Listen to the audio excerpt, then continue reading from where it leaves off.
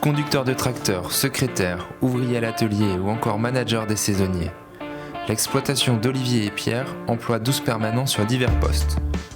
Côté saisonnier, les exploitants peuvent avoir recours à près de 70 personnes lors des pics d'activité.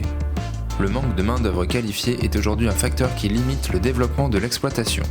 On est parti de 0 employé, je dirais, à 12 qu'on est aujourd'hui, plus des saisonniers, donc ça représente un volume assez important.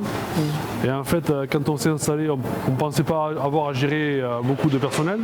Et au final, on a beaucoup de personnel à gérer. Et c'est le principal problème. Voilà. On n'a pas de problème pour faire pousser les cultures. C'est le problème lié au personnel et de trouver des personnes compétentes dans chaque secteur. Pôle emploi, ça ne sert à rien du tout. Toutes les personnes qui nous envoient sont là pour faire leur quota, pour toucher les primes ou je ne sais pas quoi, le RSA. Et après ça, ces personnes assistées, elles repartent chez eux. On passe des annonces, mais c'est beaucoup de bouche à oreille. Voilà. On trouve des personnes quand même compétentes et il ne faut pas des mecs de trop loin du site de travail. Donc ça veut dire que les gens qui habitent pas loin, ils sont privilégiés, je dirais, en termes d'emploi.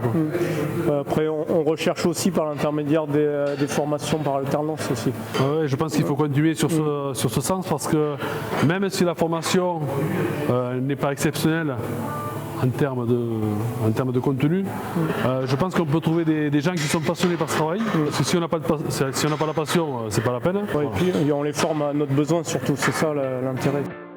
De l'organisation au jour le jour jusqu'aux entretiens annuels, la gestion du personnel représente une partie importante de l'emploi du temps de Pierre et Olivier. Garder l'humain au cœur de ces enjeux de management est une priorité pour eux. Les relations avec les salariés, ça commence, je crois, tous les jours, par un bon petit café. Et en fait, je crois que c'est un moment hyper convivial, où tout le monde se retrouve, ou les gens qui embauchent toujours à la même heure, là, du moins. Le fait de boire un café, ça fait discuter de tout et de rien, mais surtout on organise la journée, la semaine et tout ce qui va avec. Voilà. Donc ça c'est le premier point. Après, il y a les entretiens individuels que l'on fait une fois par an. Voilà. Ça je crois que ça c'est très important de les faire. Comme ça au moins on se dit les choses avec le salarié. Voilà. Parce qu'on les prend un par un et là on se dit les choses. Si elles vont, si elles ne vont pas, qu'est-ce qu'il faut améliorer, qu'est-ce qu'il faut faire de plus, le salaire, voilà. Les formations. Suite à ces bilans individuels, on fait un repas tous ensemble où on fait un bilan sur l'année passée et on donne des orientations sur l'année à venir en fonction de ce qui se passe. Je pense que, pour fidéliser le personnel, je pense qu'ils ont des salaires un peu plus au-dessus de la normale déjà. Et après on essaye de les impliquer aussi, comme dit Olivier. On les a toujours intégrés dans tous nos projets, ils sont au courant de tout. Donc on essaye de les faire vivre avec l'entreprise pour essayer de les garder.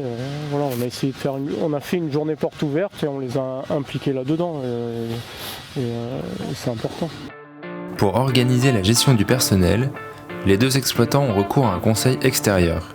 Depuis 2007, une personne les suit sur les aspects stratégiques et notamment l'emploi. Moi, je suis consultante au département agricole d'Exco et Exco est le cabinet qui accompagne l'entreprise Banos Ferry dans la comptabilité, le conseil et également tout ce qui est gestion de la paye.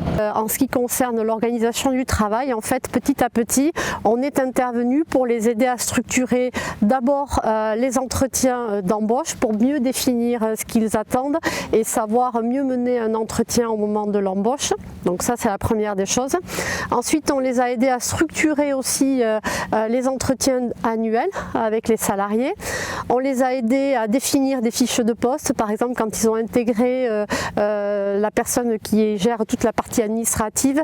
Ensuite, on a également structuré ça au niveau de l'atelier parce qu'à un moment donné, à l'atelier, les besoins ont évolué. Donc, on a mieux défini les fiches de poste au niveau de l'atelier, ce qui a permis de mieux conforter les embauches également. Et ensuite, tout ce qui était plus globalement sur l'organisation du travail au niveau collectif de l'équipe qu'ils ont mis en place, de mieux définir les rôles des uns et des autres parce que chez eux il n'y a pas de chef mais il y a plutôt des référents en fonction des activités.